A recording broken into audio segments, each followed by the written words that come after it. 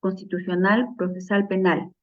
Es experta en temas de violencia familiar. Incluyen temas de feminicidio, agresiones e integrantes del grupo familiar. Actualmente se desempeña como fiscal superior provincial de la Fiscalía Especializada de Delitos de Violencia contra la Mujer y Familia de Lima. Con nosotros la doctora Hilda Sofía Rivas Lamadrid. Buenas tardes, doctora. Bienvenida. Muchas gracias, doctora Gloria.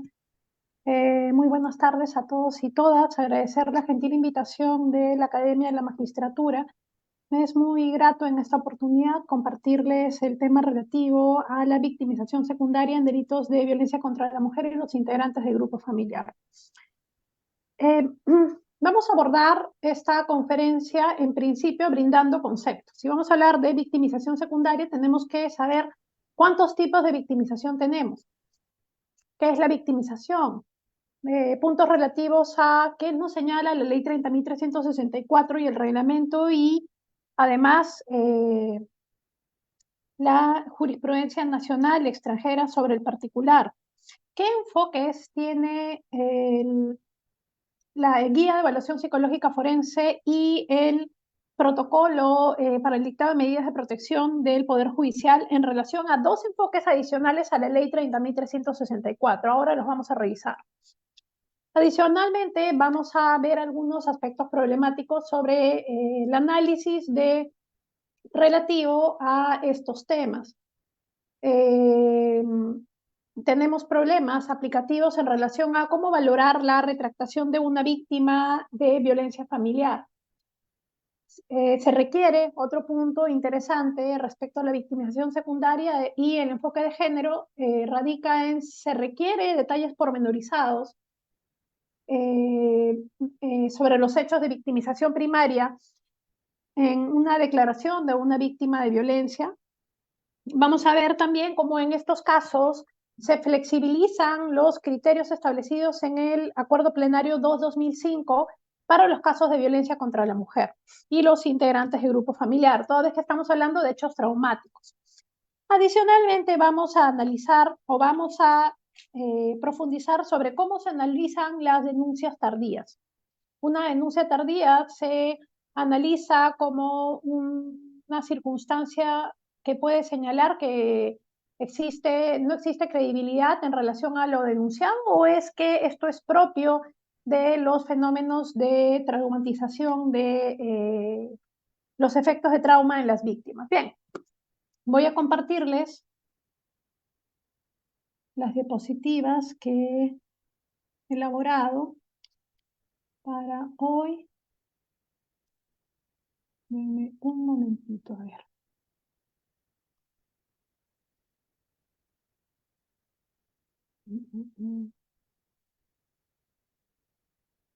Acá está. Las disculpas si me oyen un poco mal de salud. Bien. Prácticas adecuadas y desafíos para evitar la victimización secundaria en mujeres y evidentemente también en víctimas de violencia familiar. Si vamos a hablar de victimización secundaria, vamos primero a analizar qué es la victimización secundaria y qué es lo que nos señala el reglamento de la ley 30.364 sobre esta. ¿Qué nos señala? Sobre la revictimización, el artículo 4 del reglamento nos sostiene que se entiende como el incremento del daño sufrido por la víctima como consecuencia de acciones o omisiones inadecuadas de parte de las entidades encargadas de la atención. Nos señala que las instituciones que integran el Sistema Nacional para la Prevención, Sanción y Erradicación de Violencia contra las Mujeres y Familiar adoptan medidas adecuadas para erradicar la revictimización. La guía de evaluación psicológica forense en casos de violencia contemplados en el marco de la ley 30.364, que data del año 2019, pero que fue aprobada en diciembre del año 2021, nos sostiene que la victimización secundaria constituye un conjunto de costos personales que sufre la persona denunciante de un delito por su paso por el sistema de justicia. Y esta guía me parece interesante porque ¿qué nos señala adicionalmente sobre la victimización secundaria? nos sostiene que entre los factores que contribuyen a la victimización secundaria se han señalado, entre estos, dar prioridad a la búsqueda de la realidad objetiva del suceso delictivo, olvidando la atención a la víctima o despersonalizando su trato. Miren qué interesante. Y en atención a esto, además de los enfoques que nos señala la Ley 30.364, nos brinda dos enfoques adicionales. Recordemos que la Ley 30.364 nos brinda los enfoques que deben de utilizarse para los casos de violencia contra la mujer y los integrantes del grupo familiar, relativos al enfoque de derechos humanos, de género, generacional, integralidad e interseccionalidad. Pero esta guía nos sostiene, nos adiciona dos enfoques. El enfoque centrado en la víctima, que nos sostiene que este enfoque presenta dos aristas. Primero, el reconocimiento de la persona como sujeto de derechos. Y segundo, el compromiso por parte de los operadores de justicia y proveedores de atención en evitar la revictimización. ¿Y cómo se logra? Nos señala que esto se logra mediante la comprensión y acogida de los intereses y necesidades que las víctimas presentan en relación al tipo de traumatización vivida, variables de vulnerabilidad observadas, así como la situación actual en que se encuentra. Este enfoque centrado en la víctima, en su segundo punto, nos acota la necesidad de evitar la revictimización, y entre uno de estos puntos nos sostiene en relación al tipo de traumatización vivida. Esto nos lleva al siguiente enfoque, el enfoque basado en el trauma. ¿Y esto a qué nos lleva? Nos señala que hace específicamente referencia a la importancia de considerar la presencia del trauma. Y en atención a la presencia del trauma, nos sostiene que este enfoque aporta la comprensión de las conductas que estas presentan al momento de ser evaluadas y o atendidas. Las conductas que se presentan, y esto lo vamos a ver al momento en el que desarrollemos, porque es que las víctimas no pueden brindar detalles pormenorizados respecto a los hechos en su agravio. Bien, ¿qué más nos señala el enfoque basado en el trauma? Nos sostiene que la situación traumática debe de entenderse como que se interrumpe el proceso racional del pensamiento debido a que sobrepasa y deteriora la capacidad del individuo para manejar el estrés, así como la percepción de que la amenaza haya quedado atrás y el manejo de sus emociones. Entender que estas reacciones, nos señala, pueden ser como respuesta al sufrimiento de la persona. Cuando hablamos de sucesos traumáticos o de violencia, estamos hablando evidentemente de hechos traumáticos. No necesariamente tienen un efecto suficiente como para poder dejar secuelas, pero la misma conducta, al ser una conducta violenta, tiene la potencialidad para causar una situación traumática. Bien, estos dos enfoques, que son adicionales a la Ley 30.364, que se encuentran contemplados en la Guía de Evaluación Psicológica Forense del Instituto de Medicina Legal, también son replicados en la resolución administrativa número 071/2022, que corresponde al protocolo para el dictado de medidas de protección del Poder Judicial.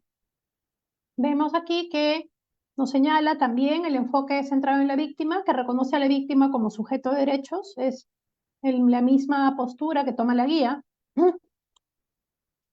Y adicionalmente vemos los demás enfoques que se encuentran en la Ley 30.364, igual que el enfoque de derechos humanos, enfoque de género, enfoque generacional, enfoque de integralidad, enfoque de interculturalidad, y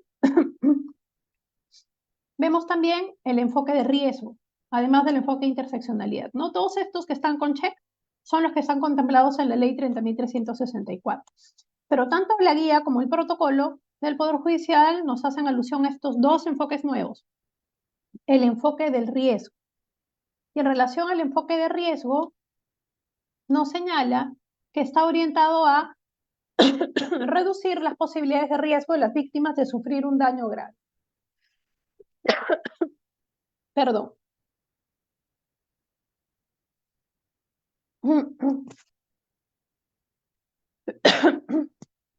Me disculparán que estoy un poco con la garganta un poco afectada.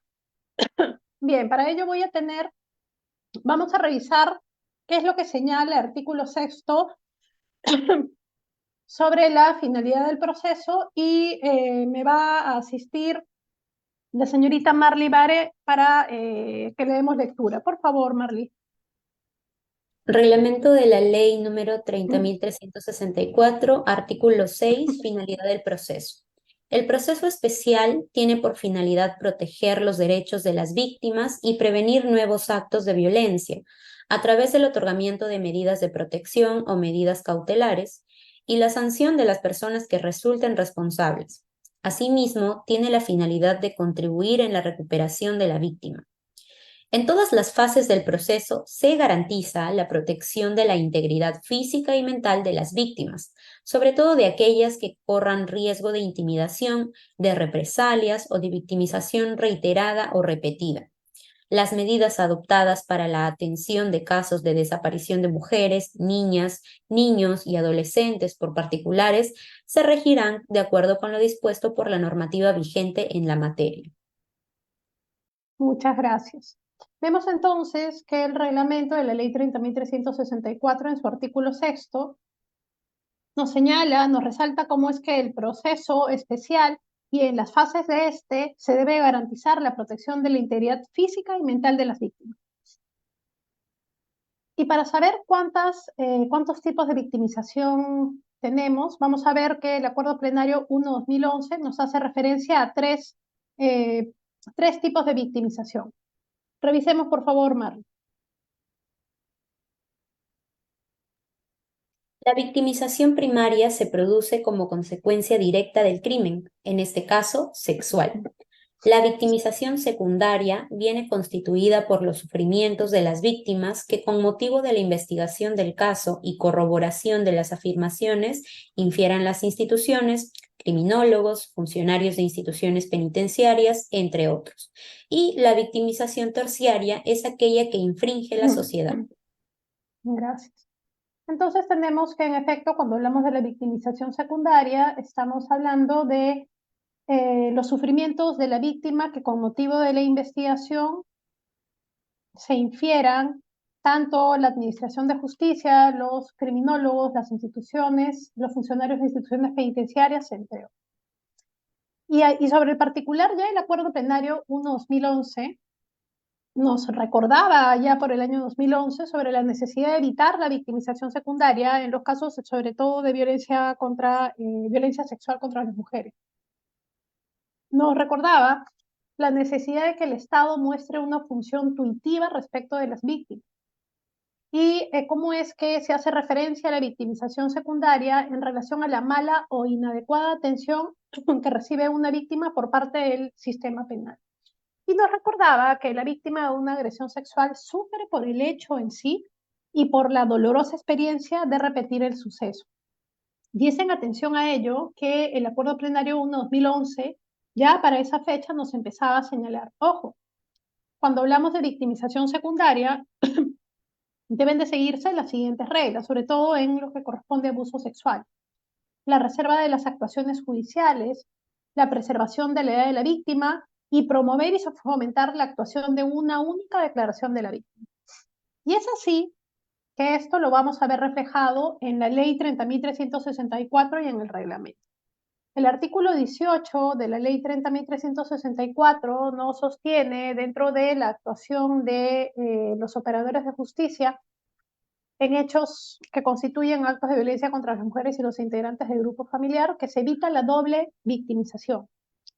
Y esto nos señala que esto se evita a través de declaraciones reiterativas y de contenido humillante.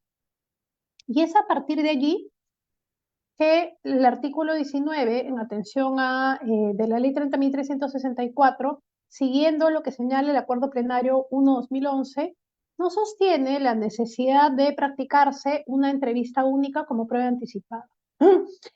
Es más, nos sostiene el artículo 19 que el juez solo puede practicar una diligencia de declaración ampliatoria de la víctima en los casos que se requiera aclarar, complementar o precisar algún punto sobre su declaración.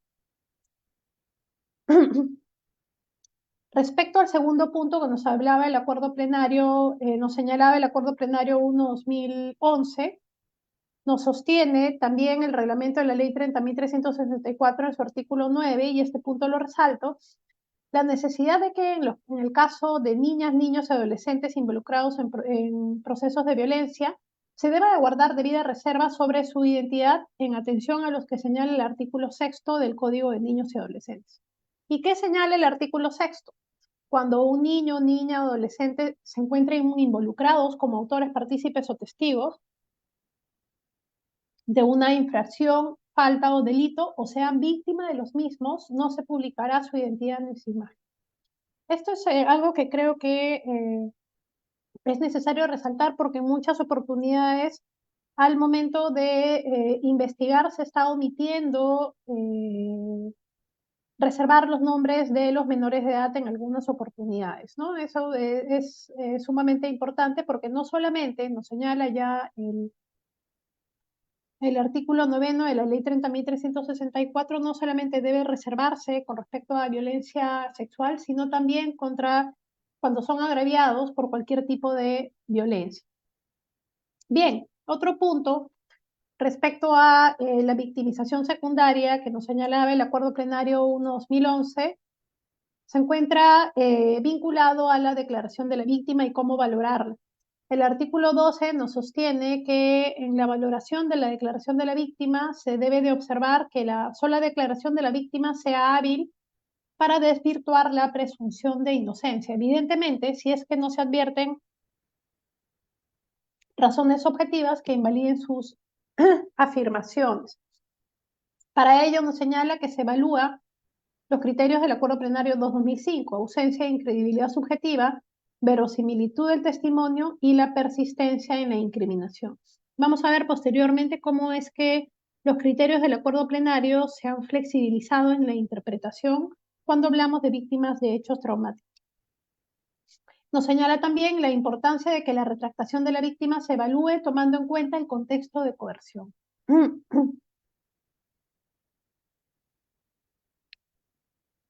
Y cuando hablamos de revictimización, evidentemente, no solamente en atención a la declaración de la víctima, sino también el reglamento de la ley 30.364 nos enfatiza que, además de no tomarle varias declaraciones, se debe de evitar disponer nuevas evaluaciones de salud física o mental innecesarias que puedan constituir actos de revictimización.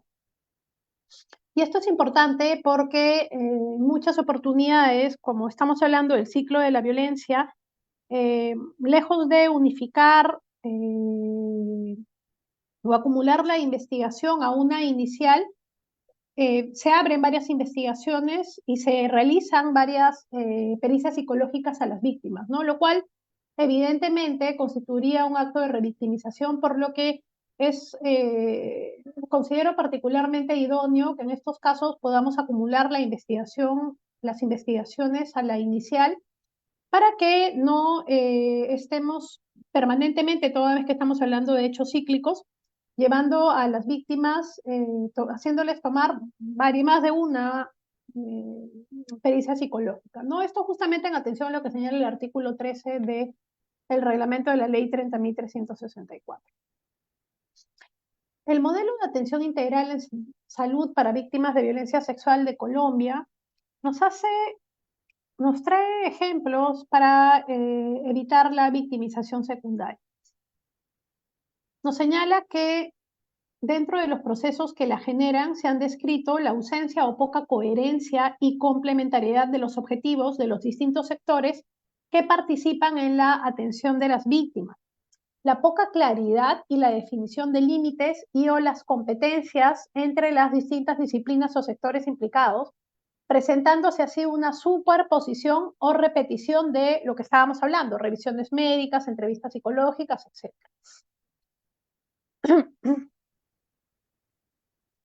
Y recordar que el protocolo de atención de buena calidad en el proceso especial de tutela frente a violencia contra las mujeres y los integrantes del grupo familiar del Poder Judicial, aprobado mediante resolución administrativa del Consejo Ejecutivo número 38 del año 2022, Nos recuerda que la revictimización corresponden a las acciones o omisiones inadecuadas que incrementan el daño sufrido por la víctima como consecuencia de su contacto por las entidades encargadas de la atención, protección y sanción. Y nos recuerda también que para garantizar la no revictimización de la persona usuaria se aplica en atención al enfoque de derechos humanos los siguientes puntos importantes. Nos recuerda que no se deben responsabilizar a la persona usuaria por los hechos de violencia sufridos. No se debe de sugerir directa o indirectamente que se abstengan de denunciar, evidentemente. Hay que evitar emitir juicios de valor ni minimizar los hechos de violencia. No deben de emitirse señales o frases de reprobación. No debe buscarse información sobre la vida íntima o las relaciones afectivas, ni tampoco debe solicitarse una declaración reiterada, ¿no? Que guarda vinculación con lo que hemos señalado. Y esto nos lleva a que cuando hablamos de victimización secundaria, nos vamos a la necesidad de aplicar el enfoque de género y vamos a ver cómo es que se vincula conforme lo señala la Corte Suprema. En principio, si vamos a hablar del enfoque de género, primero tenemos que saber de dónde nacen las obligaciones estatales respecto a la aplicación del enfoque de género. Veamos, por favor, Marley, qué es lo que señala el artículo 8 de la Convención Belén do Pará. Los Estados partes convienen en adoptar en forma progresiva medidas específicas, inclusive programas para a. Fomentar el conocimiento y la observancia del derecho de la mujer a una vida libre de violencia y el derecho de la mujer a que se respeten y protejan sus derechos humanos. B. Modificar los patrones socioculturales de conducta de hombres y mujeres, incluyendo el diseño de programas de educación formales y no formales apropiados a todo nivel del proceso educativo para contrarrestar prejuicios y costumbres y todo otro tipo de prácticas que se basen en la premisa de la inferioridad o superioridad de cualquiera de los géneros o en los papeles estereotipados para el hombre y la mujer que legitimizan o exacerban la violencia contra la mujer. C. Fomentar la educación y capacitación del personal en la administración de justicia, policial y demás funcionarios encargados de la aplicación de la ley, así como del personal a cuyo cargo esté la aplicación de las políticas de prevención, sanción y eliminación de la violencia contra la mujer. Gracias, Marta. Modificar los patrones socioculturales de conducta de hombres y mujeres y así contrarrestar los prejuicios y costumbres, sobre todo de las prácticas que se basan en la premisa de inferioridad o superioridad de cualquiera de los géneros. Y este enfoque nos lo recuerda la recomendación número 33 del Comité de la CEDAW.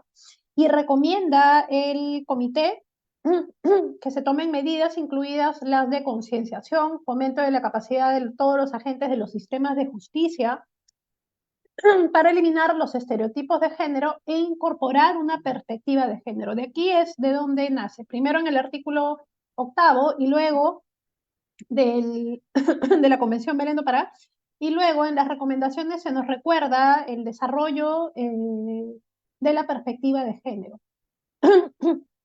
En el punto 46 recomienda también la posibilidad de crear en el mismo marco institucional mecanismos judiciales que tengan en cuenta la perspectiva de género.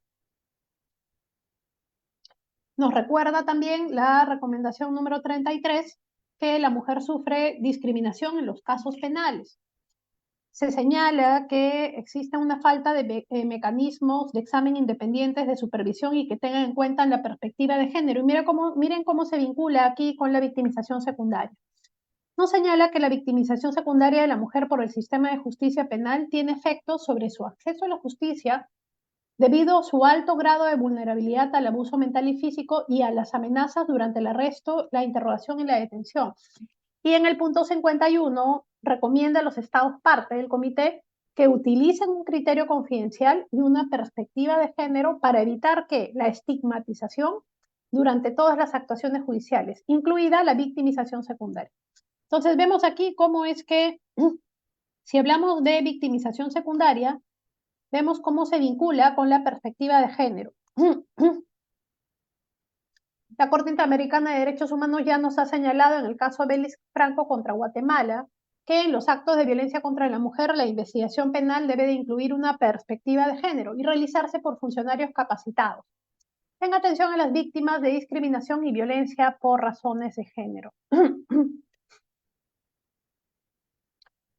En el mismo sentido, la Corte Interamericana de Derechos Humanos, en el caso Belis Franco y Guatemala, que hemos revisado, nos recuerdan el fundamento 213 sobre los estereotipos y prejuicios de género como un obstáculo en el acceso a la justicia de las mujeres. ¿Qué nos señala? Los estereotipos de género, en el caso concreto, tuvieron una influencia negativa en la investigación del caso y trasladaron la culpa de lo acontecido a la víctima y sus familiares.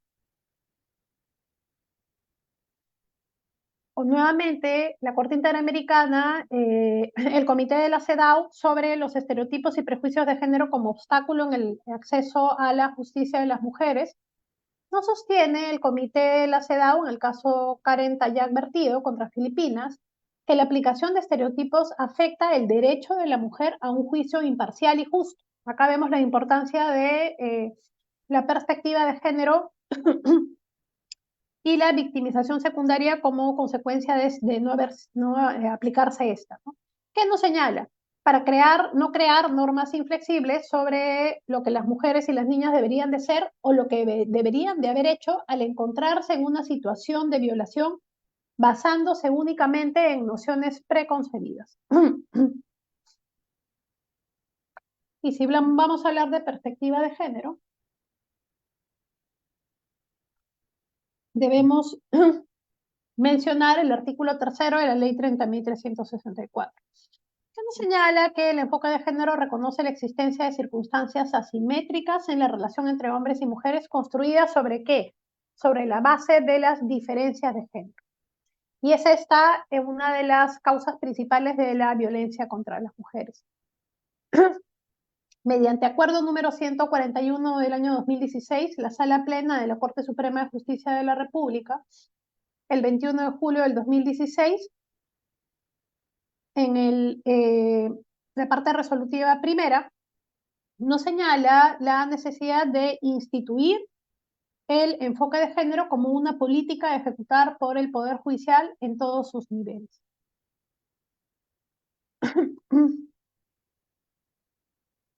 Y se aprueba el protocolo de administración de justicia con enfoque de género del Poder Judicial que les hacía acotación hace un momento. El protocolo nos recuerda que cuando hablamos de discriminación contra la mujer, esta se distingue en dos tipos. La discriminación directa, que corresponde a un trato diferenciado y legítimo, y la discriminación indirecta, que implica que una norma o práctica aparentemente neutra tenga repercusiones particularmente negativas en una persona o en un grupo de características determinadas. Nos brinda también definiciones en relación a roles de género y nos señala que son construcciones sociales que conforman comportamientos dentro de una cultura específica y son ampliamente aceptadas para las personas de un sexo específico. Y una relación asimétrica de poder se refiere a la posición asimétrica o dependencia respecto de una persona, independientemente de que exista una disposición normativa o una autoridad que la establezca. Y si hablamos de enfoque de género, vamos a mencionar lo que nos indica la Comisión de Justicia de Género del Poder Judicial en el protocolo para juzgar con enfoque de género. Nos señala que el enfoque de género es un instrumento que tiene como finalidad la identificación de cómo las relaciones de género o las diferencias de poder socialmente aceptadas entre los sexos e internalizadas por las personas a través del proceso de socialización afectan la forma en que hombres y mujeres se desempeñan en todos los ámbitos de su vida. De esta manera, el enfoque de género es una herramienta de trabajo que nos permite ver la realidad de una forma más completa. Y así corresponde a una categoría de análisis con base a las variables de sexo y género. Y esto nos lleva al siguiente punto. Estamos hablando entonces de discriminación estructural en atención a la existencia de estereotipos de género. Sobre este punto, el Acuerdo Plenario 9/2019 en el fundamento 20 nos brinda la definición de la agresión contra una mujer por su condición de tal. Revisemos, por favor, Marley. Agresión contra una mujer por su condición de tal es la perpetrada por el agente contra la mujer a causa del incumplimiento o imposición de estereotipos de género, entendidos estos como el conjunto de reglas culturales que prescriben determinados comportamientos y conductas a las mujeres, que las discriminan y subordinan socialmente. Gracias, Marley. Vemos entonces que el Acuerdo Plenario 9/2019 en el fundamento 20 nos señala, nos destaca la vinculación entre la violencia contra la mujer por su condición de tal con el incumplimiento e imposición de estereotipos de género. Y luego nos brinda el concepto de estereotipos de género. Pero esto nos lleva a la siguiente pregunta. Entonces, ¿cómo se refleja en los casos concretos la violencia contra la mujer en razón de su género? El recurso de nulidad 453/2019 Lima Norte nos brinda ejemplos de estereotipos de género aterrizando un poco la teoría. Veamos, por favor, Marley. La mujer es posesión del varón, que fue, es o quiere ser su pareja sentimental, de modo que, por ejemplo, no puede terminar una relación romántica, iniciar una nueva relación sentimental o retomar una anterior. B. La mujer es encargada prioritariamente del cuidado de los hijos y las labores del hogar, es decir, se mantiene en el ámbito doméstico. Por ello, según este estereotipo, la mujer debe priorizar el cuidado de los hijos y la realización de las labores domésticas. C. La mujer es objeto para el placer sexual del varón. En razón a este estereotipo, la mujer no puede rechazar un acto de acoso u hostigamiento sexual y es objeto sexual del hombre. D. La mujer debe ser recatada en su sexualidad, por lo que no puede realizar labores que expresen su sexualidad. E. La mujer debe ser femenina, de modo que, por ejemplo, se le limita la posibilidad de practicar determinados deportes o restringe la libertad de elección de la vestimenta que utiliza. Y F. La mujer debe ser sumisa, es decir, no puede cuestionar al varón. Bien, gracias, Marley. Vemos entonces que está en letras rojas los estereotipos de género, esto es las creencias implantadas en la sociedad que ponen a la mujer en una posición subordinada. La mujer es posesión del varón, la mujer se mantiene en el ámbito doméstico, la mujer es objeto para el placer sexual del varón, la mujer debe ser recatada en su sexualidad, debe ser femenina, debe de ser sumisa. Y es que, conforme lo señala la Comisión de Justicia de Género del Poder Judicial, un estereotipo de género es una construcción social y cultural de hombres y mujeres en razón de sus diferentes funciones físicas, biológicas, sexuales y sociales. Y ahora vamos a analizar qué es lo que nos señala la Corte Suprema en cuanto a la vinculación del enfoque de género y el tema que nos ocupa, la victimización secundaria. En el recurso de nulidad 760/2020 Lima, nos señala en el fundamento octavo que los operadores jurídicos en la investigación y el juzgamiento de los delitos contra la libertad sexual deben actuar con perspectiva de género. Resultan arbitrarios y carentes de sustento constitucional y convencional los argumentos por los cuales se juzga el actuar de la víctima del delito sexual, ¿no? Tal y conforme nos señalaba el Acuerdo Plenario 1/2011. Y aquí vamos a ver, en este otro recurso de nulidad, el 398/2020 Lima Norte, cómo la perspectiva de género influye en la determinación del análisis pormenorizado con el enfoque de trauma que hemos visto inicialmente. ¿Qué es lo que nos señala el recurso de nulidad 398/2020 Lima Norte? Nos sostiene la perspectiva de género en los procesos seguidos por los delitos de violencia contra la mujer y los integrantes del grupo familiar y nos señala que en estos deben de adoptarse la perspectiva de género y entre otros aspectos nos indica que debe de entenderse que no resulta exigible que las víctimas manifiesten todos los presuntos maltratos sufridos. Asimismo, que las agresiones constituyen un episodio traumático para las víctimas y que por esto mismo no puede haber, puede haber imprecisiones al recordarlas. señala, en ese sentido, la presencia de algunas imprecisiones no significa que las denuncias sean falsas o que los hechos carezcan de veracidad. Aquí lo que está aplicando la Corte Suprema es el enfoque basado en el trauma, que es lo que acabamos de ver hace un momento, que nos señalaba la Guía de Evaluación Psicológica Forense del Instituto de Medicina Legal y el protocolo del Poder Judicial. No resulta exigible que las víctimas manifiesten todos los presuntos maltratos sufridos. Y ahora vamos a ver y profundizar un poco más por qué. ¿Por qué es que no pueden manifestar de manera pormenorizada los detalles sufridos de victimización primaria? Bien, siguiendo con el tema del enfoque de género, el Acuerdo Plenario 1/2011 nos sostiene la necesidad de adoptar el enfoque de género y evaluar a partir de ello, rechazar a partir de ello al evaluar cualquier prejuicio o estereotipo con base en el género. Y esto nos señala cómo se vincula con una adecuada apreciación y selección de la prueba para evitar que sea fuente de impunidad. A partir de ello, el Acuerdo Plenario 1/2011 nos resalta que la perspectiva de género en los delitos sexuales adquiere una particular relevancia en atención a la preocupación y conmoción que el fenómeno de la violencia sexual tiene. Y es a partir de allí que nos recuerda que la perspectiva de género implica reconocer las relaciones de poder que se dan entre los géneros, en general favorables a varones, y discriminatoria para las mujeres, y que dichas relaciones han sido constituidas social e históricamente.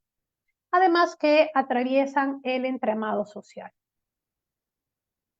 Bien, entonces vamos específicamente a los aspectos problemáticos, ahora que hemos desarrollado la parte teórica.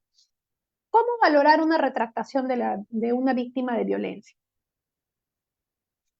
¿Qué nos señala el reglamento de la ley 30.364? Veamos, Marti, por favor.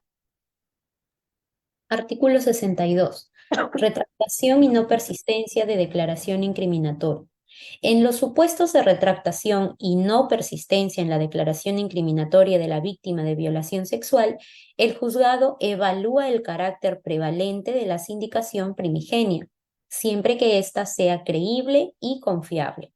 En todo caso, la validez de la retractación de la víctima es evaluada con las pautas desarrolladas en los acuerdos plenarios de la materia. Artículo 63. Aplicación para otras manifestaciones de violencia. Estas reglas se aplican en cuanto sean pertinentes a las demás manifestaciones de violencia reguladas en la ley. Gracias, Marta. Bien, el reglamento vamos a ver que nos sostiene lo mismo que señalaba ya el Acuerdo Plenario 1/2011 sobre la retractación de la víctima, pero nos lo vincula no solamente a víctimas de violencia sexual, sino también a las demás manifestaciones de violencia. Y sobre la retractación de la víctima, recordemos que el Acuerdo Plenario 1/2011 que nos señala que frente a dos o más declaraciones carentes de uniformidad, es posible hacer prevalecer como confiable aquella con contenido de inculpación sobre las otras de carácter exculpante. Y es más, nos recuerda, es común la existencia de en una relación parental de subordinación o de poder entre agente y la víctima, la retractación de una víctima de violencia sexual, ¿no? Y es a partir de allí que nos sostiene que ésta se supera en tanto se verifique la ausencia de incredibilidad subjetiva, la corroboración periférica, que no sea fantasiosa o increíble, que sea coherente, y nos recuerda que el requisito de uniformidad y firmeza tiene que flexibilizarse. ¿Por qué? Porque debe de tomarse en cuenta que hay oportunidades en que la excesiva extensión temporal de las investigaciones genera espacios evolutivos de sentimiento e ideas tras la denuncia. La rabia y el desprecio que motivó la confesión de la víctima, a ella se le contraponen sentimientos de culpa por denunciar a un familiar o, evidentemente, a una persona estimada. Y nos recuerda que la voluntad familiar no puede impedir o limitar la intervención penal. Lo propio ocurre, nos señala, que si el agente es también cercano a la víctima por motivos de confianza, una relación de autoridad o por un móvil de temor. ¿Qué más nos señala la Corte Suprema, además del Acuerdo Plenario 1/2011 y además que lo que tenemos del reglamento en cuanto a la retractación de la víctima? El recurso en nulidad 1275-2019 de Lima Norte sobre la valoración de la retractación de las víctimas nos recuerdan que más bien, lejos de evidenciar una situación de defensiva a favor del imputado, esto revela más bien el ciclo de la violencia en que se encuentra la víctima, donde son evidentes las fases de tensión y agresión, así como conciliación o perdón, pues la agraviada no denunciaba las agresiones porque el acusado le pedía perdón. Vemos aquí cómo se vincula a partir del recurso de nulidad 1275-2019 Lima Norte, cómo es que la retractación de la víctima, lejos de ser una circunstancia que pueda tomarse como interpretación de argumento de descargo, se interpreta como una argumentación relativa a reforzar la incriminación inicial, indicándose que revela más bien el ciclo de la violencia. Y es que evidentemente el ciclo de la violencia, en casos de violencia familiar, tiene tres fases, ¿no? Tal y conforme lo señala el recurso de nulidad 1275, la fase de tensión, la fase de agresión y la conciliación o perdón. De esta manera nos señala que se valoran las declaraciones juradas presentadas y en atención a ello sostiene el recurso de nulidad 1275 que revela más bien la fase de arrepentimiento del ciclo de la violencia.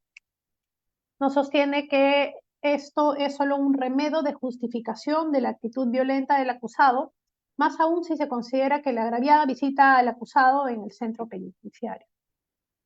Bien, más sobre retractación de la víctima. ¿Qué nos dice la Corte Interamericana de Derechos Humanos? En el caso J contra Perú, sobre la posterior negación de los hechos de violencia sexual por parte de la víctima y cómo es que ésta no desacredita las declaraciones iniciales incriminatorias, la Corte sostiene que una negación de la ocurrencia de una agresión sexual denunciada no necesariamente desacredita las declaraciones donde se indicó que había sucedido. De la misma manera, tenemos que la Corte Suprema nos lo señala en el recurso de nulidad 2475-2018, el Selva Central.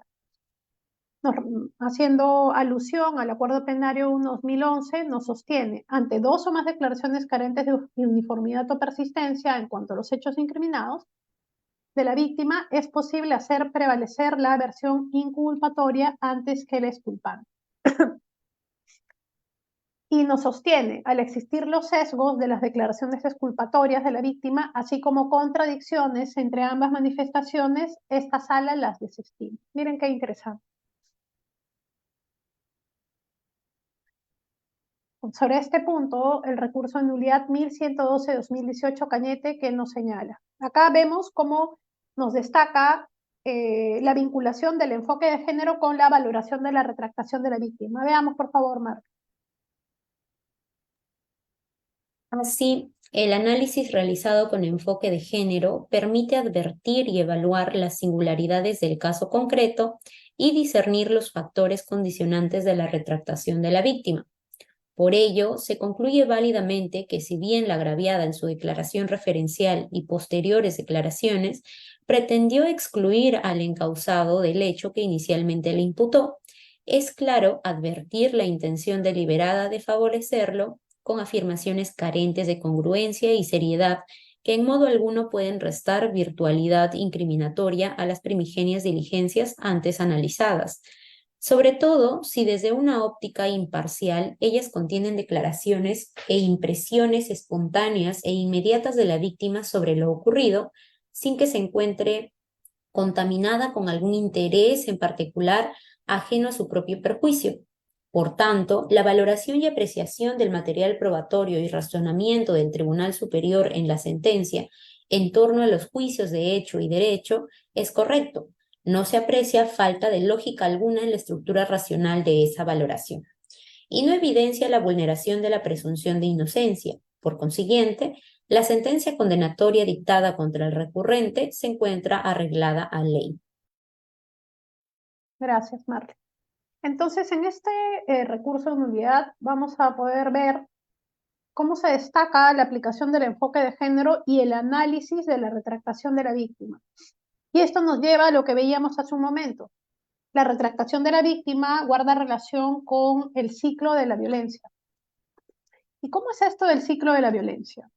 ¿En qué consiste el ciclo de la violencia? Ya la recomendación general del Comité de Expertas del MESECBI, número 1, en el informe sobre legítima defensa y violencia contra las mujeres, nos destaca cómo interpretar los hechos relativos a la violencia contra las mujeres como una situación de continuidad en la violencia y además como una situación de carácter cíclico.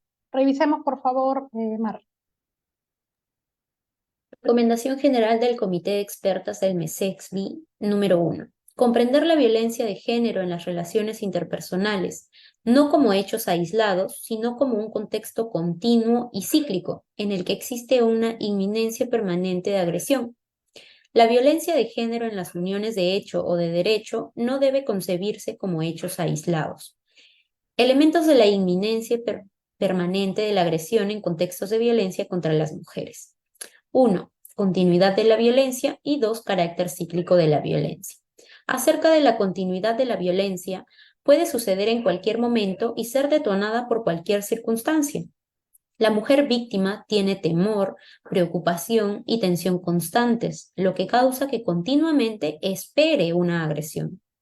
Es debido a que esta es una situación especial de continuidad de violencia que el requisito de la inminencia debe ser comprendido más allá del momento exacto de la agresión ilegítima, pues esta no ocurre en un momento aislado, ya que forma parte de un continuum de violencia donde se podría precisar el inicio, pero no el fin de la situación. Carácter cíclico de la violencia.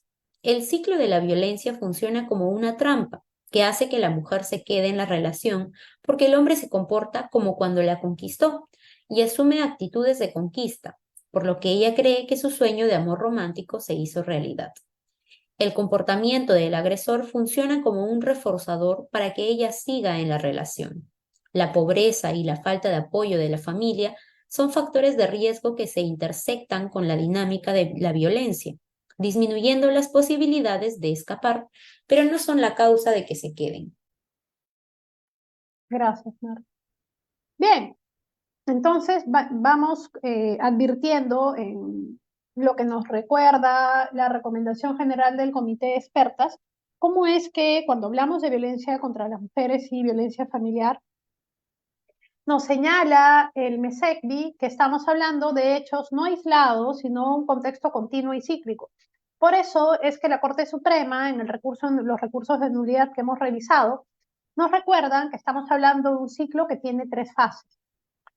Y la recomendación general del Comité de Expertas, podemos notar cómo es que nos recuerdan que estamos hablando de un continuum de la violencia. Entonces es por eso que se retractan. Evidentemente, la retractación de una víctima, lejos de ser un argumento de descargo, abona la tesis incriminatoria, ¿no? Y nos recuerda la recomendación general del Comité de Expertas número 1, el informe general, la necesidad de comprender la violencia en las relaciones interpersonales como una problemática que tiene carácter cíclico en la vida cotidiana familiar, por lo que es un mal inminente para las mujeres que la sufren. Y así tenemos que en esa línea vamos viendo entonces el segundo punto a desarrollar. Acabamos de ver la valoración de la retractación de las víctimas y ahora vamos a analizar otro punto problemático advertido. Se requiere que la víctima de violencia brinde detalles pormenorizados respecto a los hechos en su agravio. Ya hemos visto alguna ejecutoria suprema hace un momento sobre cómo es que la aplicación del enfoque de género nos indica que debemos de analizar la declaración de la víctima a efectos de no requerir detalles pormenorizados, ¿no? Vamos a profundizar un poco eso. Y para ello vamos a recurrir a la victimología. ¿Qué es lo que nos señala la victimología? En relación a la exploración de una víctima, Nos recuerdan que las víctimas acuden solicitando tutela estatal al sobrepasar sus recursos emocionales y en una situación de desborde de sus recursos intrapersonales para afrontar el contexto de violencia. ¿Eso qué requiere? Que seamos precisos en la exploración para no revictimizarla e identificar si nos encontramos en el contexto de violencia. ¿Por qué? Se pueden presentar casos de amnesia selectiva, es lo que se le denomina amnesia disociativa, que es un recurso mental ante eventos traumáticos que es parte de la capacidad de resiliencia. ¿Qué es la capacidad de resiliencia? La capacidad para superar eventos traumáticos. Las víctimas evitan recordar los eventos traumáticos por lo doloroso que les resultan, en atención a que la mente utiliza el recurso del bloqueo mental. Por esto, casos referidos a violencia familiar, maltrato infantil, abuso sexual a niños se conocen años después del hecho delictivo. A la víctima se le dificulta verbalizar la victimización primaria. Sobre este punto, ya la Corte Interamericana de Derechos Humanos, en el caso Espinosa González contra Perú, en el Fundamento 150, nos recuerda: las declaraciones brindadas por las víctimas de violencia sexual se refieren a un momento traumático de ellas cuyo impacto puede derivar en determinadas imprecisiones al recordarlo. Que este punto ha sido tomado, como hemos visto, en uno de los recursos de nulidad que hemos revisado, y que hace referencia a recordar esto, este tema específico en las declaraciones de las víctimas y cómo es necesario al aplicar el enfoque de género. Vamos a revisar un poco más sobre victimología. Yo les recomiendo, sinceramente, en victimología hay una revista serie de victimología argentino dirigido por la victimóloga Hilda Marchiori. Es muy interesante para poder profundizar estos temas y vamos a revisar qué es lo que nos señala Hilda Marchiori respecto a la vulnerabilidad y los procesos de victimización postdelictiva. Veamos, por favor, Marlene. La victimología ha enseñado que una de las consecuencias más graves que produce delito es el silencio de las víctimas y las dificultades en el relato de los procesos de victimización. Numerosos hechos delictivos, principalmente referidos a la violencia familiar, maltrato infantil, abuso sexual a niños, se conocen cuando han transcurrido años del momento en el que sucedió el hecho delictivo y las víctimas pudieron romper el silencio de su victimización. Esto es, cuando la víctima, ya adulto o adulta, puede verbalizar en el relato el sufrimiento padecido por el delito, el silencio posterior que también implicó un grave sufrimiento a lo largo de años de silencio.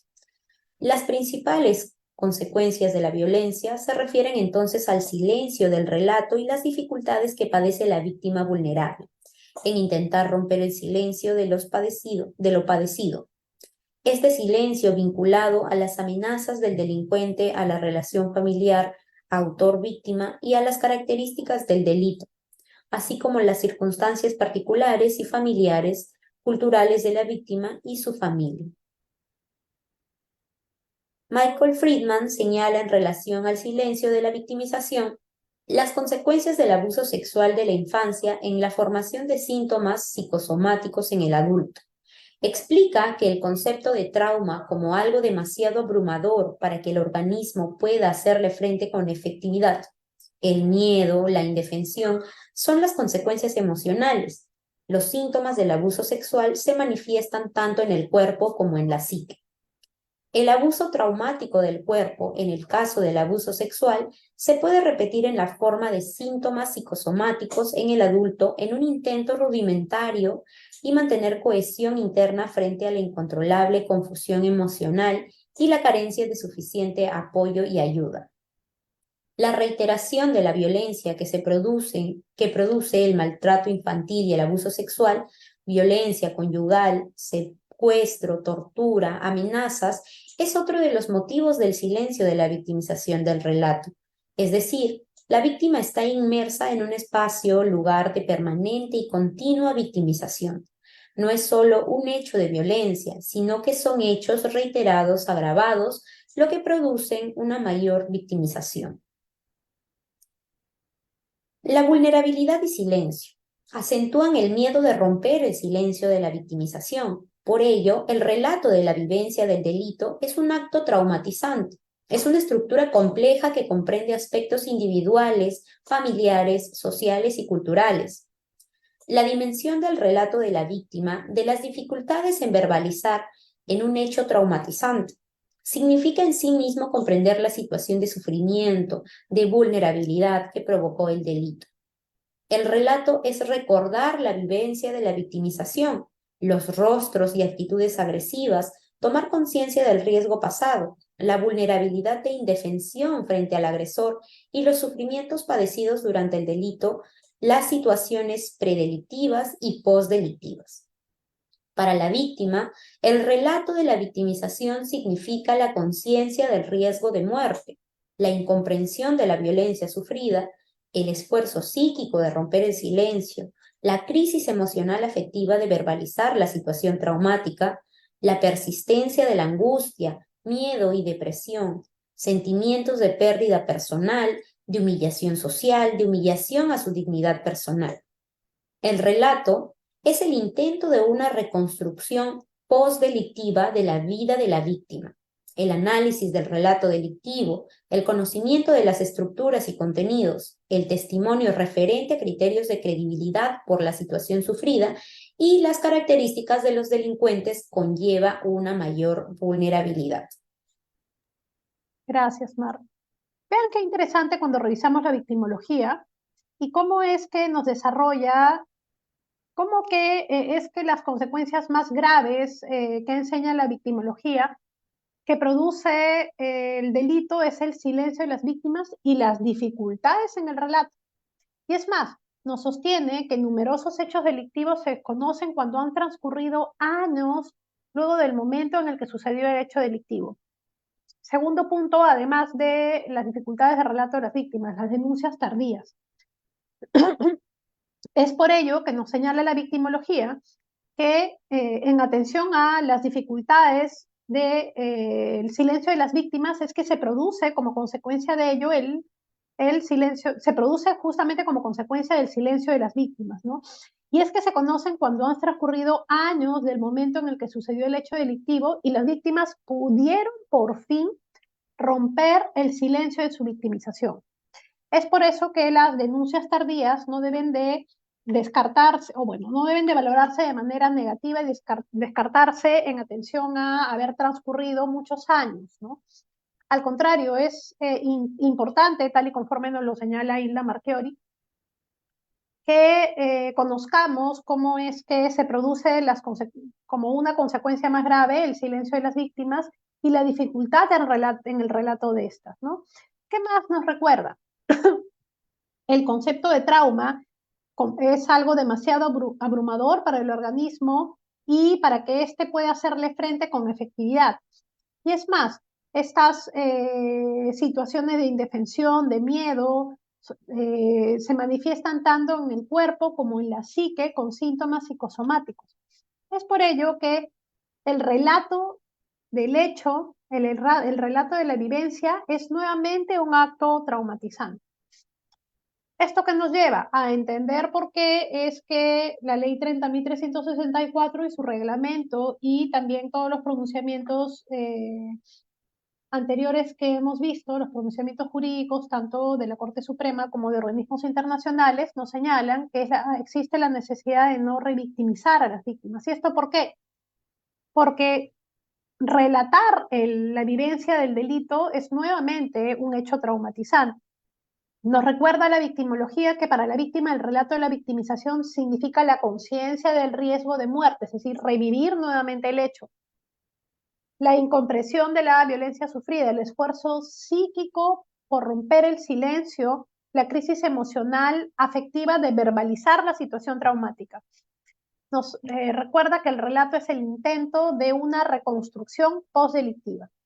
Y una vez que hemos entendido, apoyados en la victimología, vamos a ver qué es lo que nos dice la Corte Interamericana de Derechos Humanos. Ya podemos entender por qué es que se hace alusión a que se le resta importancia a las inconsistencias entre los testimonios rendidos en atención a que las víctimas fueron señalando más detalles sobre la tortura sufrida en la medida que ampliaban sus declaraciones. Esto nos señala la recomendación general del Comité de Expertas número 1 sobre legítima defensa y violencia contra las mujeres, y nos recuerda lo sostenido por la Corte Interamericana de Derechos Humanos en el caso Cabrera, García y Montiel Flores contra México. ¿Qué más nos señala? Como es sabido, la violencia basada en el género en el ámbito doméstico también genera traumas en las víctimas, con razón por la cual dicho estándar es igualmente aplicable a dichas situaciones. Y ahora entendemos por qué hace un momento, cuando revisábamos el recurso de nulidad 398-2020 Lima Norte, nos señalaba la Corte Suprema que al aplicar la perspectiva de género, se debe de recordar, entre otros aspectos, que no resulta exigible que las víctimas manifiesten todos los presuntos maltratos sufridos y que las agresiones constituyen un episodio traumático para las víctimas, por lo que pueden haber imprecisiones al recordarlas, ¿no? Y es justamente lo que hemos revisado a partir de la victimología.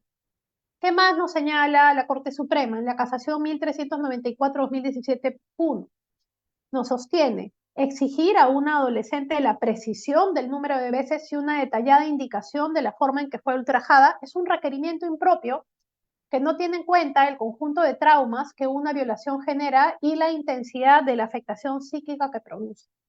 ¿Qué más nos sostiene sobre este punto la Corte Suprema? En el recurso de nulidad 2198-2015 ICA, ¿qué nos sostiene? De tal forma, la alegación relacionada con que el menor no precisa adecuadamente el lugar ni fecha de la agresión sexual no amerita que sea estimada, dado que no incide en el núcleo de la imputación, que es verosímil y persistente. También, recurso de nulidad 729-2021 Huancavelica. No puede exigirse que la menor agraviada narre con una precisión matemática los hechos ocurridos en su agravio, sino, por el contrario, que la narre de forma espontánea. Esto nos lleva evidentemente a lo que sosteníamos hace un momento.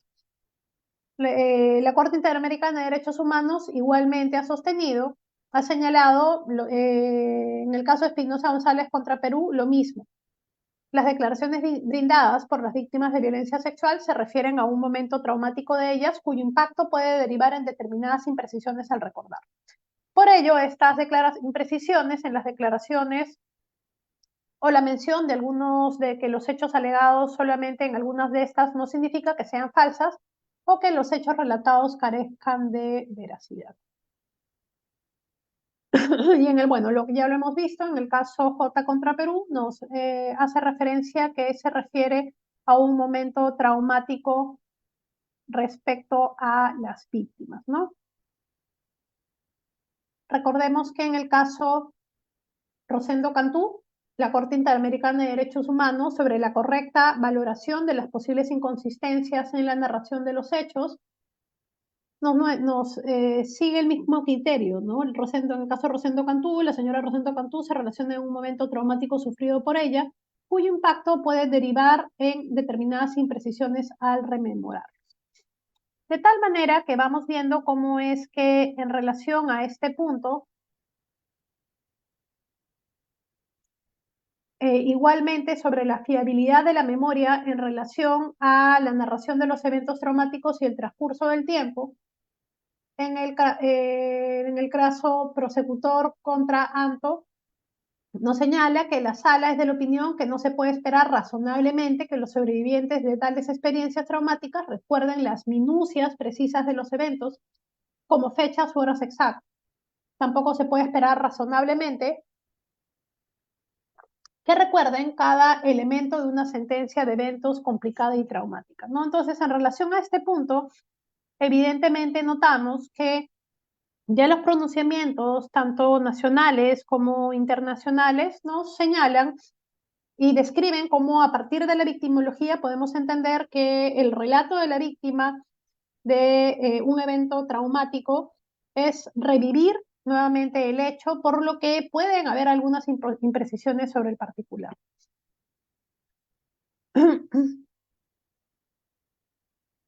Bien, vamos a ver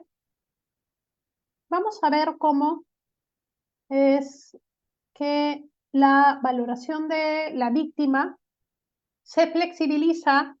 Sabemos que el Acuerdo Plenario 2/2005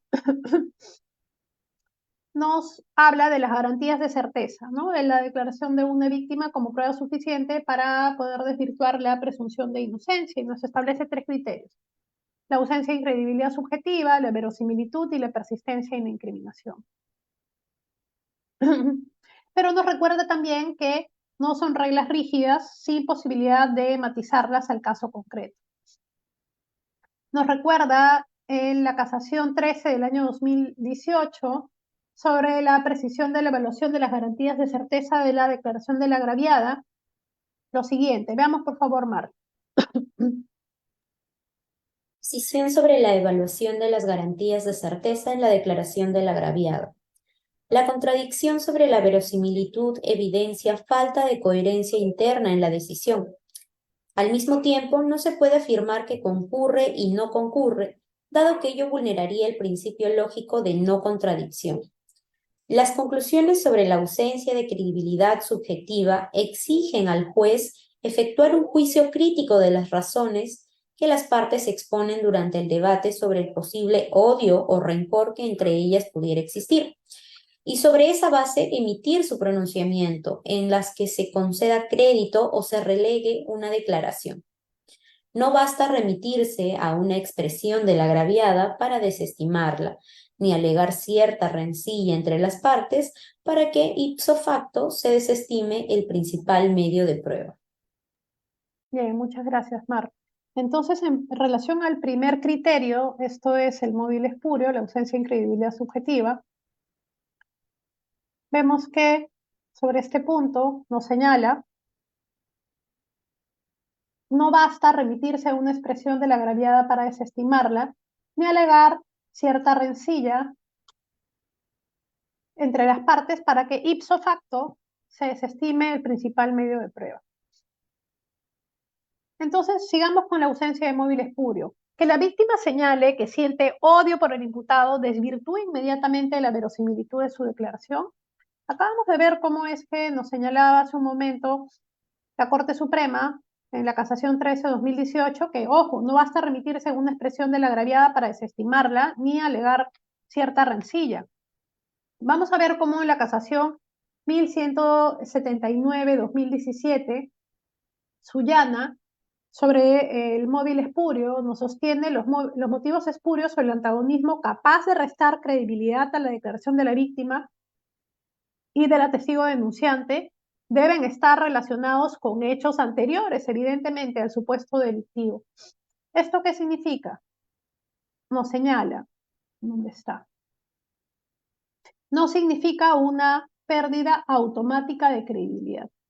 Esto en atención a que en muchas oportunidades en las declaraciones de las víctimas, cuando les preguntan como a partir del interrogatorio de descargo, qué es lo que sienten por sus victimarios, evidentemente pues no van a tener sentimientos positivos, ¿no? Entonces, en muchas oportunidades se trata de señalar que existe móvil espurio a partir de ello, ¿no? Pero la Corte Suprema nos señala, ojo, los motivos espurios deben de estar relacionados con hechos anteriores al supuesto delictivo. Y en el mismo sentido, nos sostiene la casación 233-2018 Arequipa. El odio que tiene entidad para cuestionar la credibilidad del testimonio incriminador es preexistente al acto de violación sexual, evidentemente, ¿no? Entonces, no hace falta solamente señalar que existe algún tipo de enemistad posterior al hecho delictivo, sino evidentemente este tiene que ser preexistente al hecho, ¿no? Bien, entonces hemos visto cómo el primer supuesto en realidad se flexibiliza. Vamos a ver el segundo supuesto, de la garantía de verosimilitud. La ausencia de la afectación emocional o de una lesión psicológica desacredita la comisión de delitos de violencia sexual. Ya se nos ha señalado en distintas ejecutorias supremas, evidentemente no es un elemento típico de los delitos sexuales, pero en muchas oportunidades se evalúa de manera negativa si es que no existe alguna afectación psicológica como producto de los hechos de violencia sexual. Veamos qué es lo que nos señala la casación 2239-2019 CUS. Por favor, Marta. Asimismo, si bien, conforme a lo alegado por el impugnante, se concluyó no haber afectación emocional en las menores examinadas. No obstante, debe tomarse en cuenta que conforme a la explicación técnica de la perita, debido a la edad cronológica y el desarrollo cognitivo de las menores, éstas no tienen capacidad para identificar o comprender el daño. Por lo tanto, no se evidencia manipulación en la declaración de las menores agraviadas. Al contrario, se advierte un relato espontáneo, con un lenguaje propio de su edad.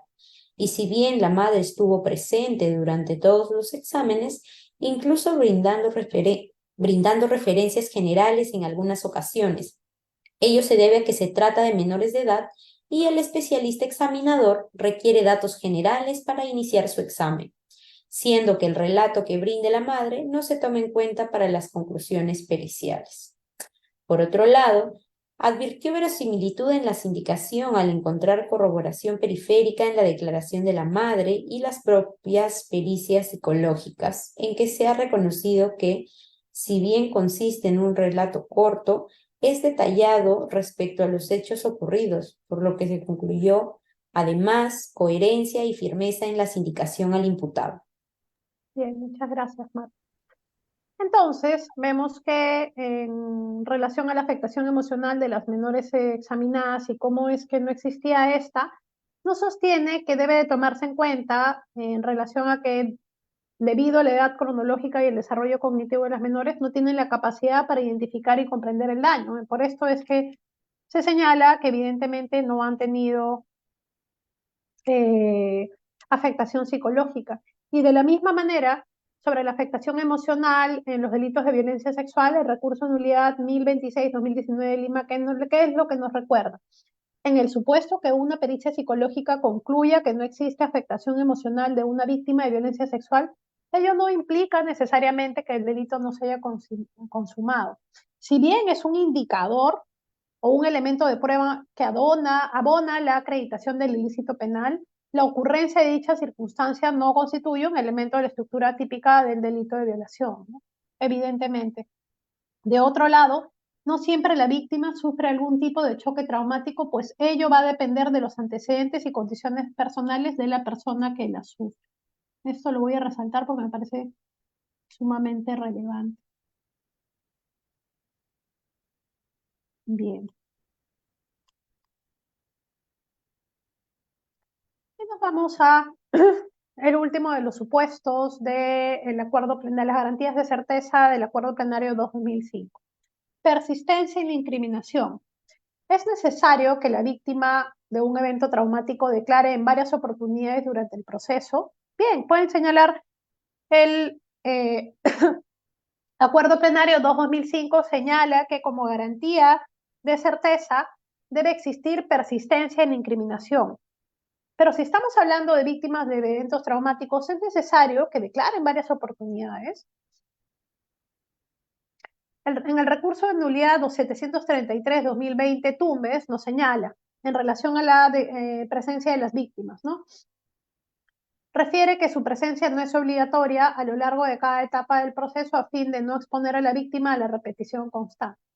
Y nos señala que en relación a este criterio debe de flexibilizarse a fin de no afectar a la víctima con la repetición constante del evento traumático, ¿no? Y ello efectivamente en atención a lo que hemos analizado sobre qué es lo que nos señala el reglamento y la ley 30.364 respecto a evitar la revictimización.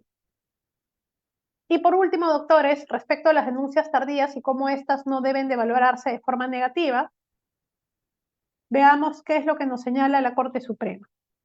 Vean, por favor, Marley. Es evidente que en los denominados delitos de clandestinidad, en que las conductas de violación sexual se suelen producir en un contexto de opacidad, sin más testigos que las personas involucradas, resulta determinante la declaración del testigo víctima y la existencia de corroboraciones periféricas externas que abonen la versión incriminadora. El tríptico de falta de credibilidad subjetiva del testigo, verosimilitud de su declaración y persistencia de la misma no constituyen, desde luego, condiciones para la validez de la declaración, sino meros instrumentos funcionales o guías de referencia para su valoración y contraste. Asimismo, debe tenerse en cuenta primero las relaciones familiares entre el imputado y la víctima y los demás integrantes del grupo familiar, del círculo familiar, que por lo general condicionan de diversa manera o intensidad la reacción de sus miembros ante las agresiones sexuales. Segundo, la minoría de edad de la agraviada, quien va narrando linealmente en varios momentos a insistencia o no de sus familiares, la experiencia traumática vivida. Y tercero, ante eventos traumáticos, no todas las personas reaccionan igual y de modo inmediato. En los delitos sexuales, las reacciones tardías por las víctimas y su entorno, así como las comunicaciones y denuncias demoradas, constituyen prácticas comunes o por lo general no inusuales, tal como ha destacado la victimología. Muchas gracias, Marta. Entonces, vemos cómo es que en relación a la valoración de las denuncias tardías, nos recuerda la Corte Suprema en la Casación 1179-2017 Sullana. Ojo, ante eventos traumáticos no todas las personas reaccionan igual y de modo inmediato. En los delitos sexuales reaccionan las reacciones tardías por las víctimas y su entorno, así como las comunicaciones y denuncias demoradas, constituyen prácticas comunes o por lo menos no inusuales, tal como lo ha destacado la victimología, que es lo que hemos analizado. En la casación 1425-2018 Tacna vemos lo mismo. Sobre cuando se resaltó lo tardío de la denuncia, nos señala que este dato en sí mismo no revela, sin analizar el contexto de los hechos asociados a lo ocurrido con la niña, que por tal razón habría incredibilidad subjetiva. Entonces vemos que una denuncia tardía, lejos de ser valorada de manera negativa, es en realidad, tal y conforme nos señala la Corte Suprema en la Casación 1179-2017 Sullana, una práctica común en relación a lo que ya hemos visto sobre la victimología. Bien, doctores, si tienen alguna pregunta, yo encantada, más bien las disculpas del caso, estoy recuperando la salud, si me han oído toser, les extiendo las disculpas. Muchas gracias.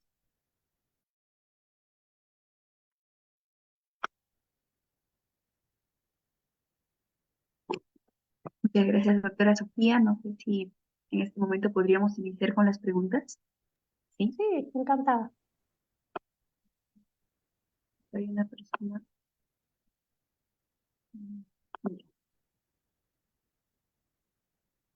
Doctor Gerardo, ¿ha levantado la mano? Sí, gracias. Buenas noches, profesora. Mi nombre es Gerardo Bolívar Pires, soy psicólogo comercial en Alto Amazonas de Derecho. Encantada, doctor.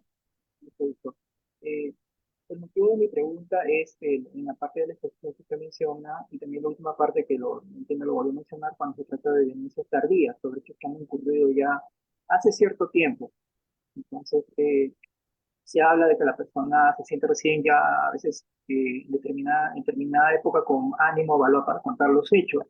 Entonces, esto me lleva un poco a la inquietud, qué tan creíble es o qué tan valedero puede ser eso. Si bien es cierto, hay las evaluaciones psicológicas o pericias psicológicas de la DML, pero también eh, tengo alguna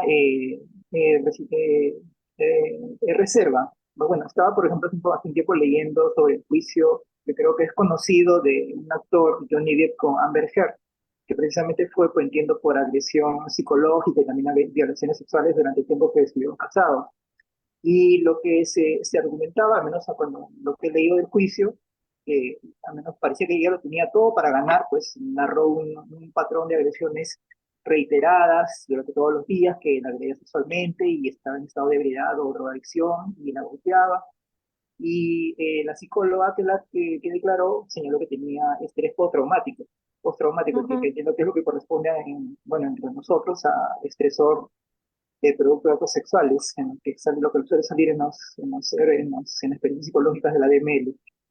Pero el punto es que la psicóloga que contradijo en ese juicio el resultado que se expuso de que tenía estresor sexual, perdón, estresor postraumático, señaló que una persona que tenía que presentaba estas características era imposible posible que pudiera hacer su vida normalmente con ese diagnóstico.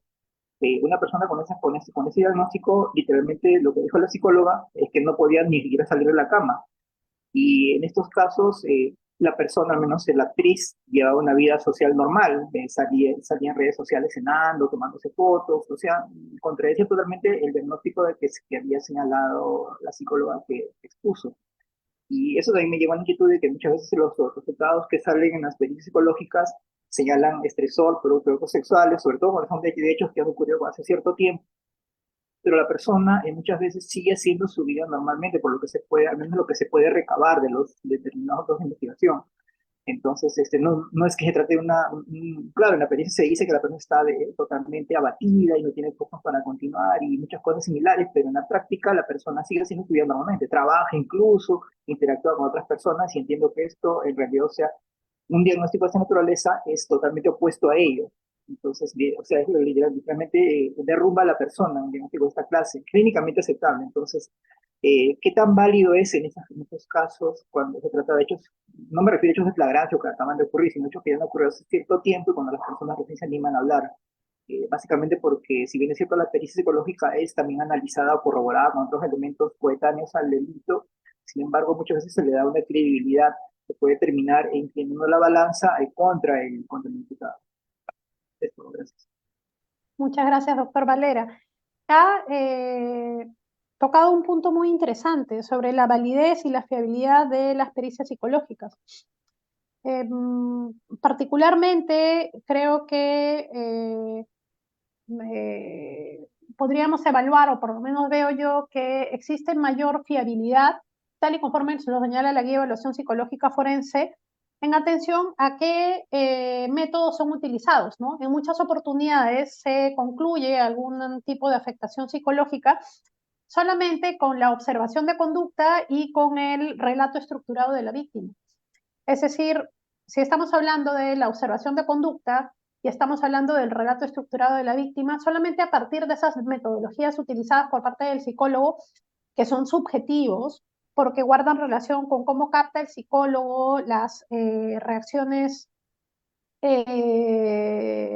conductuales, así como el lenguaje no verbal, es a partir de allí que señala que existe o no algún tipo de afectación psicológica. Sin embargo, la guía de evaluación psicológica forense nos señala que también debe aplicarse test psicológicos. Entonces, pienso yo que mayor fiabilidad de una pericia psicológica se da en atención o se daría en atención a el método utilizado, ¿no? Ante más o ante distintos métodos de test psicológicos que tienen base científica y son menos subjetivos, creo yo que tendría mayor validez la pericia psicológica y le daríamos mayor fiabilidad porque es muy interesante cómo es que vemos en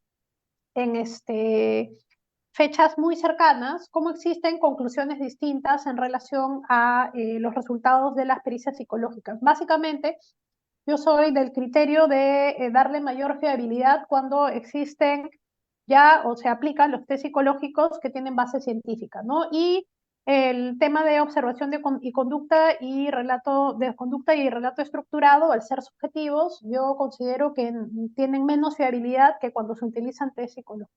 Muchas gracias por la pregunta, doctor. Muy interesante su apreciación.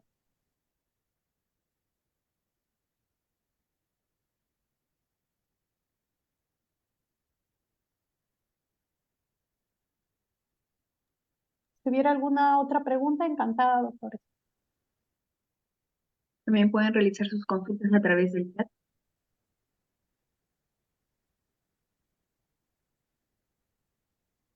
Profesora, no, sin querer parecer insistente, Dígame, gracias. doctor. Solamente quería señalar, quería también tener una interrogante en los casos de agresiones contra las mujeres interiores de un familiar, respecto a la situación psicológica, eh, ¿cómo, si bien es cierto, a las pericias, sobre todo en las pericias del CEN, cuando no hay en determinadas sedes fiscales, no hay una división médico-legal implementada, eh, ¿cómo determinar o qué tanto valor se le puede dar a estos informes psicológicos o incluso a las pericias psicológicas de la BNL cómo distinguirlos. También había leído esto en una oportunidad, una agresión a una mujer de repente que puede entenderse como una especie de actos que a ella se siente afectada o agredida como mujer, por su condición y tal. ¿Cómo diferenciarlos de un galanteo torpe o un galanteo por una persona que de repente tal vez no está preparada para ello?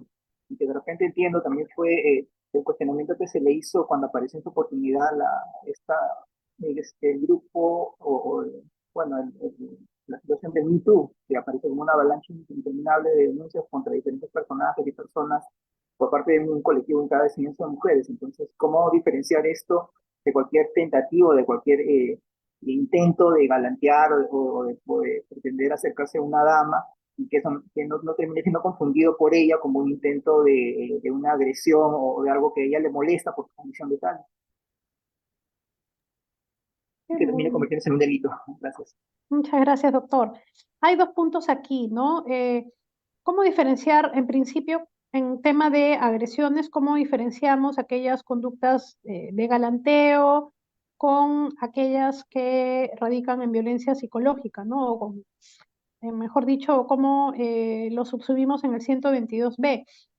Para que exista, para subsumirlo en el artículo 122B, la conducta debe estar destinada, la conducta del agresor en principio debe de existir daño en la salud, ¿no? Esto es una lesión psicológica o una lesión física.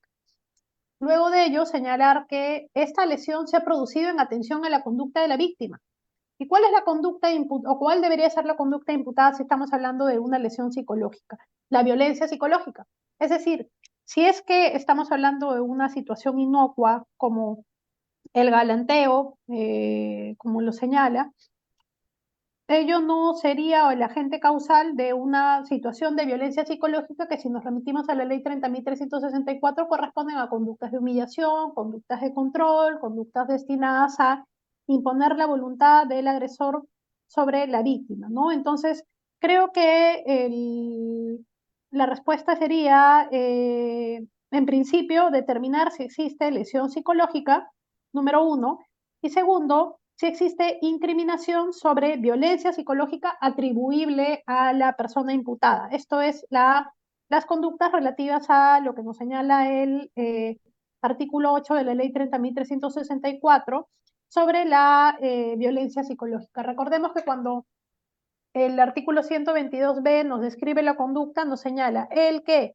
de cualquier modo cause afectación psicológica o una agresión física, etcétera, ¿no? Entonces, cuando se nos señala el que de cualquier modo, ahí es donde yo encajo los los tipos de violencia que se encuentran contemplados en el artículo 8 de la ley 30.364. Entonces, si es que estamos hablando de una lesión psicológica, necesito el agente causal. ¿Cuál debería ser la incriminación? Violencia psicológica. De tal manera que así solamente abordamos aquellas conductas que resultan típicamente relevantes, ¿no? Muchas gracias, doctor, por la pregunta.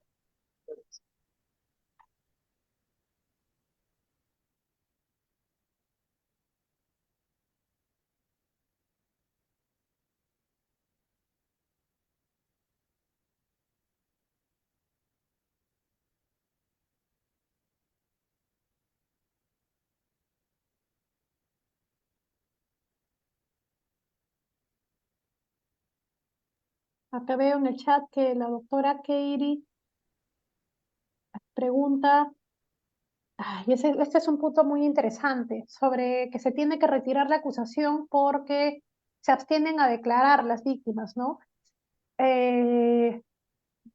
Hablaba con una colega que señalaba, en principio, la necesidad de conocer el ciclo de la violencia. ¿Qué significa? Que necesitamos recabar la prueba incriminatoria en la segunda etapa, mientras todavía esté el ciclo de la violencia en la segunda etapa. Recordemos que es acumulación de tensión, explosión de tensión y reconciliación. ¿Qué significa?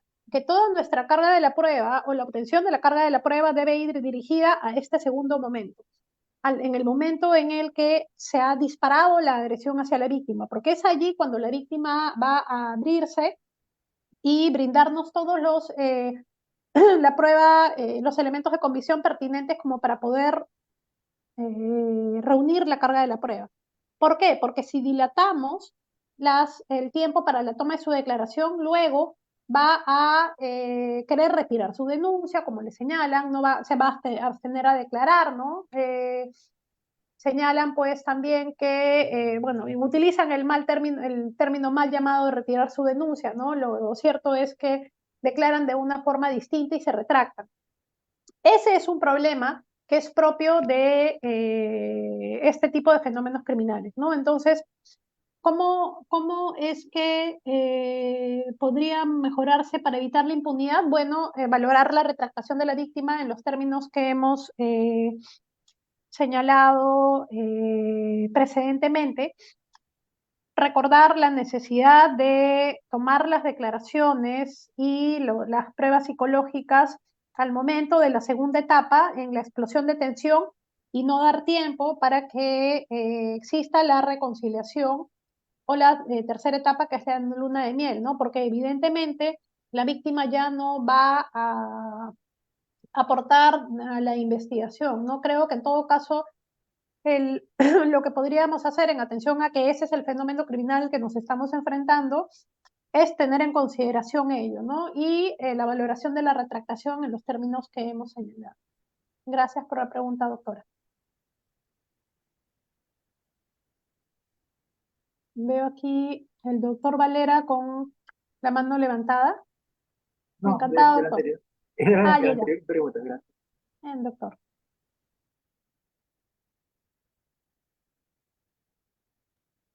La doctora Betsy deseaba hacer alguna consulta, quizás, doctora.